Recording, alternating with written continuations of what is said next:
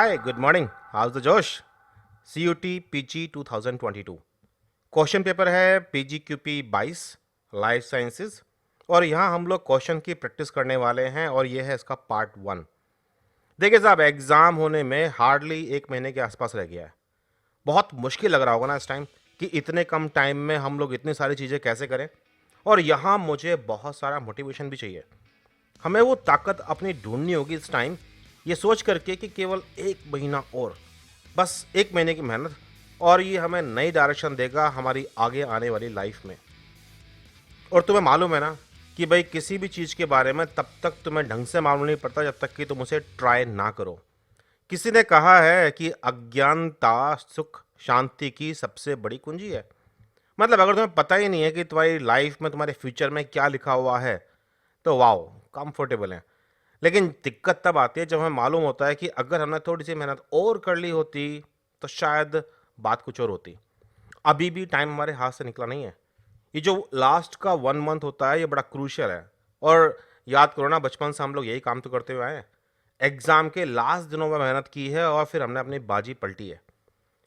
अब in last दिनों के अंदर सबसे इंपॉर्टेंट और सबसे अच्छा तरीका होता है प्रिपरेशन का कि हम लोग क्वेश्चंस की प्रैक्टिस करें और साथ में हम लोग ये समझें डिटेल में कि भाई उनके आंसर क्यों हैं, क्या हैं, कैसे हैं।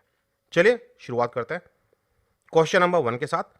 Di ethyl amino methyl DEAE cellulose is an anion exchanger. It will prefer to bind with the proteins having। देखिए, बात हम कर रहे हैं कॉलम क्रोमेटोग्राफी की। क्रोमेटोग्राफी एक ऐसी टेक्निक है जहां हम लोग मॉलिक्यूल को सेग्रीगेट करते हैं on the basis of their charge, या फिर उनकी पोलरिटी, या फिर उनका साइज, या किसी चीज के प्रति अफिनिटी। इसी के बेस पर हमने क्रोमेटोग्राफी के नाम भी अलग अलग रखे हुए हैं। अब यहाँ पे क्योंकि मैंने अनायन एक्सचेंजर बोल दिया है तो इसका मतलब यह है कि भाई हम बात करने वाले हैं अनायन एक्सचेंज क्रोमेटोग्राफी की। आयन एक्सचेंज क्रोमेटोग्राफी में जो बीड्स इस्तेमाल करेंगे हम लोग कॉलम के अंदर डाल करके, इन बीड्स के ऊपर चार्ज होता है। भाई या तो ये चार्ज नेगेटिव होगा या ये चार्ज पॉजिटिव होगा। उसी के बेस पर इस क्रोमेटोग्राफी का नाम अनायन एक्सचेंज क्रोमेटोग्राफी या फिर कटायन एक्सचेंज क्रोमेटोग्राफी होता है।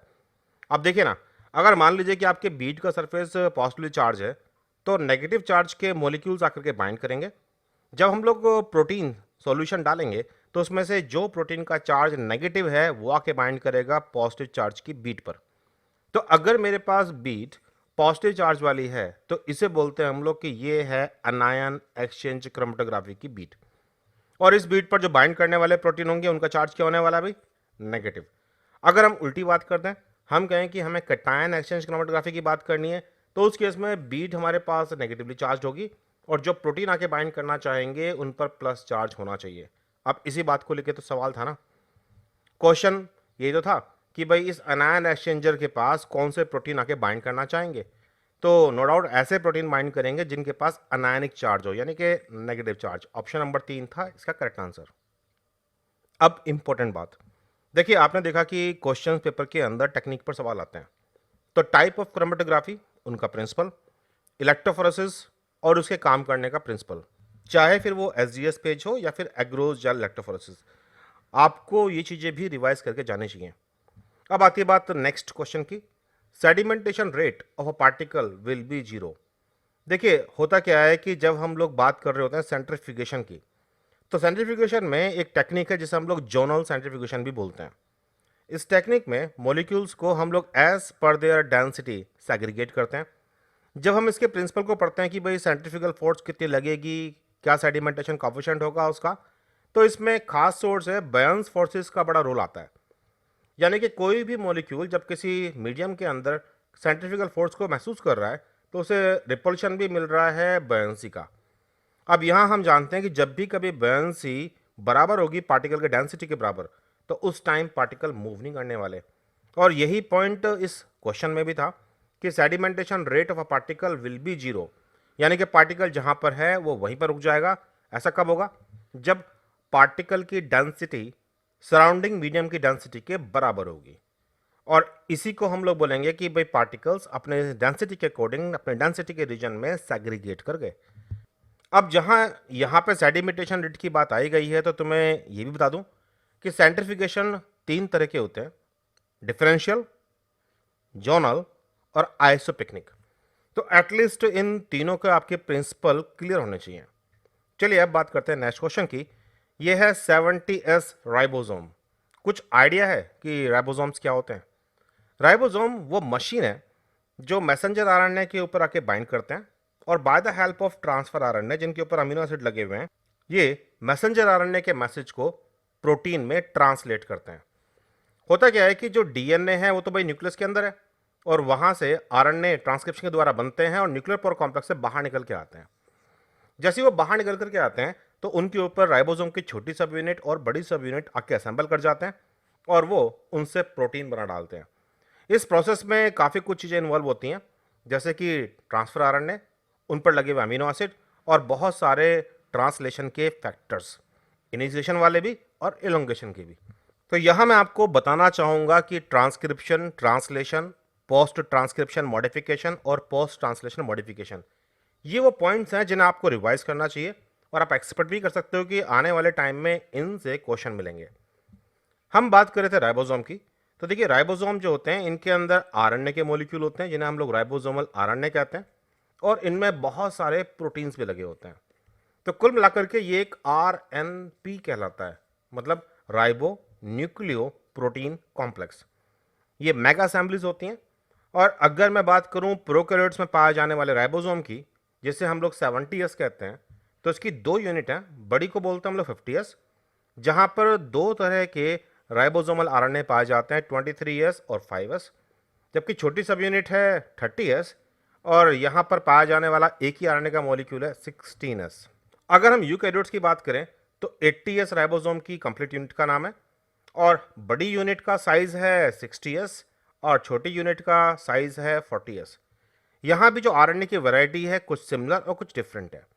ये बातें हमें याद रखनी होंगी क्योंकि अल्टीमेटली ये वो बातें हैं जहाँ पर काफ़ी सारे क्वेश्चन पूछे जाते हैं और इन आरएनए का काफ़ी सारा रोल भी है ट्रांसलेशन को करने के लिए, इनिशिएशन भी और इलोंगेशन भी। क्या तुम्हें मालूम है कि भाई हमारे पास प्रोकैरियोट और यूकैरियोट वाले जो राइबोसोम है इनके अलावा कुछ और कहानी भी है।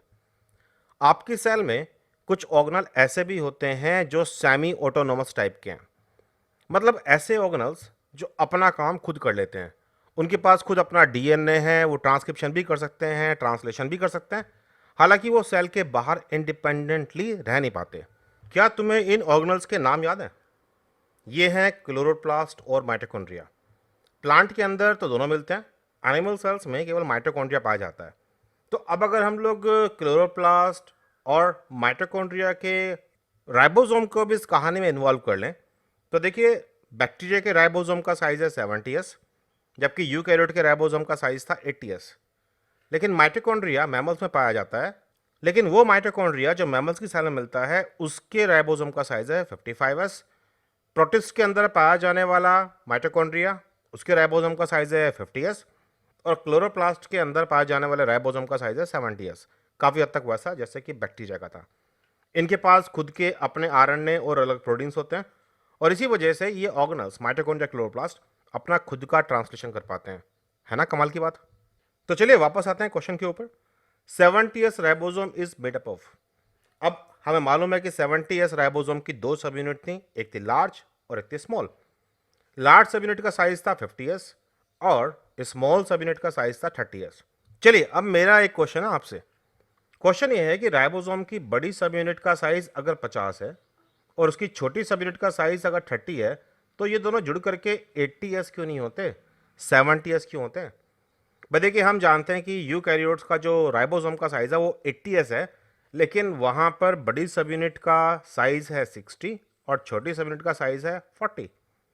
ये सोचने का सवाल है। चलिए पहले दिमाग लड़ाइए और अगर फिर भी समझ ना आए तो कमेंट सेक्शन में जाकर के क्वेश्चन टाइप कीजिएगा, फिर आपको मिलेगा एक्सप्लेनेशन कि ऐसा क्यों होता है।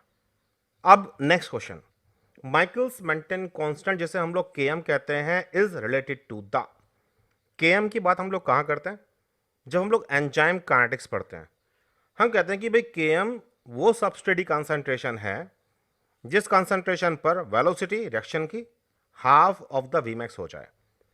असल में ये एक तरह की अफिनिटी इंडिकेट कर रहा होता है। हम कहते हैं कि जो एंजाइम लो केएम दिखाते हैं मतलब वो सबस्ट्रेट से जल्दी बाइंड करते हैं, और जो एंजाइम हाई केएम दिखाएंगे वो सबस्ट्रेट से देर में बाइंड करेंगे। मोर और लेस इस बात को ऐसे समझ लीजिए कि अगर किसी एंजाइम को कम सबस्ट्रेट चाहिए मैक्सिमम स्पीड दिखाने के लिए, तो उसका मतलब क्या हुआ कि एंजाइम की एफिनिटी सबस्ट्रेट के लिए अच्छी है। लेकिन अगर कोई आलसी एंजाइम है तो उसे आप बहुत सारा सबस्ट्रेट दोगे तभी जा करके वो अपनी वेलोसिटी दिखा पाएगा, वीमैक्स। तब हम कहेंगे कि भाई एंजाइम की एफिनिटी कमजोर है। इसलिए हम कहते हैं कि जो वीमैक्स अचीव कर लेते हैं लो केएम वाले, वो जल्दी अचीव कर लेते हैं लो सबस्ट्रेट कंसंट्रेशन के ऊपर। लेकिन जो कमजोर केएम वाले हैं उन्हें बड़ी हाई सबस्ट्रेट कंसंट्रेशन चाहिए होती है अपनी वेलोसिटी का वीमैक्स पाने के लिए। सो क्वेश्चन क्या था हमारा, Michaelis Menten constant KM is related to. तो हम ये बात कर रहे थे कि ये एंजाइम की अफिनिटी फॉर द सबस्ट्रेट इसको इंडिकेट कर रहा होता है, एक्टिविटी को नहीं। एक्टिविटी के लिए एक दूसरा रेट कांस्टेंट है K2। चलिए अब आते हैं नेक्स्ट क्वेश्चन के ऊपर। The organelle absent in plant cell is. तो जिन ऑर्गेनल्स का नाम दिया गया है ये हैं वैक्यूल्स, लाइसोसोम्स, क्लोरोप्लास्ट और सेंट्रियोल। क्या तुम्हें इनके फंक्शन पता है?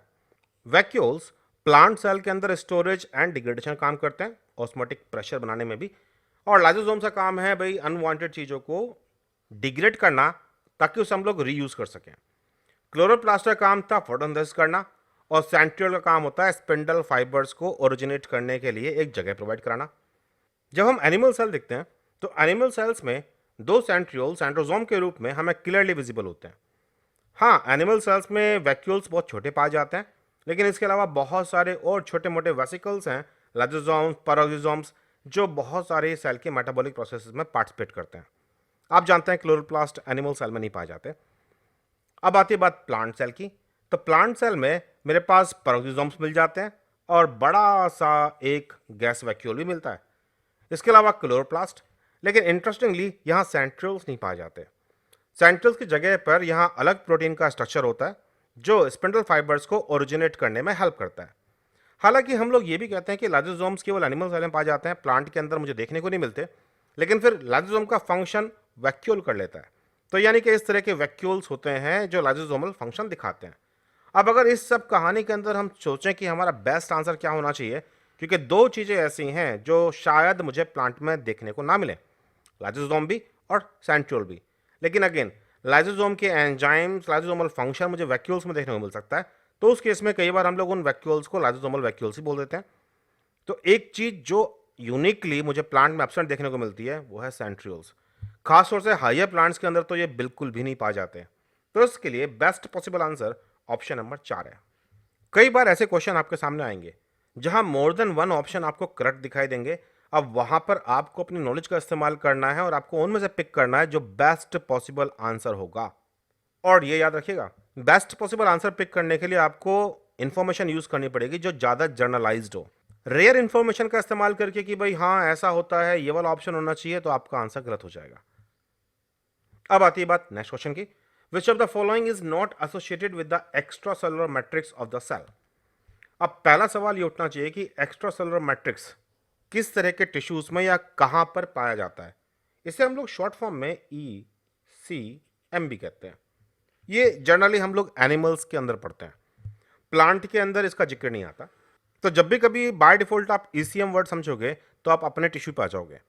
हमारी सेल्स की जो लेयर होती हैं उनके बीच में या उनके नीचे हमें विदाउट सेल कुछ मैट्रिक्स मिलते हैं। ये एक तरह के सिमेंटिक मैट्रिक्स के रूप में काम आते हैं, जिसका जो बैकग्राउंड आप देख रहे हो, ये बैकग्राउंड प्रोटीओग्लाइकेंस नाम के मॉलिक्यूल्स का बना होता है।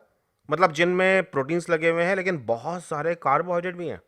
इसके अलावा यहाँ बहुत तरह के फाइबर पाए जाते हैं, कोलेजन फाइबर्स या फिर फाइब्रोनेक्टिन प्रोटीन्स।